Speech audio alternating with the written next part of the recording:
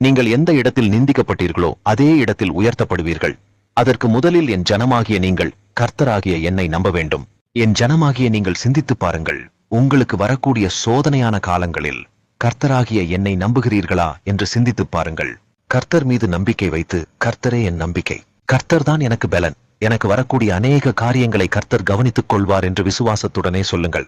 விசுவாசத்துடனே உங்கள் உள்ளத்தில் கை வைத்து, கர்த்தாவே, எக்காலத்திலும் நாங்கள் உம்மை விசுவாசிப்போம், உங்களை விட்டு விலக மாட்டோம், நீர்தான் எங்களுடைய நம்பிக்கை, எங்களுக்கு வரக்கூடிய உபத்திரவ காலங்களில் நீங்கள் தான் எங்களுக்கு நம்பிக்கை, எக்காலத்திலும் எங்களுக்கு நம்பிக்கையாய் இருப்பதற்காக உமக்கு ஸ்தோத்திரம்.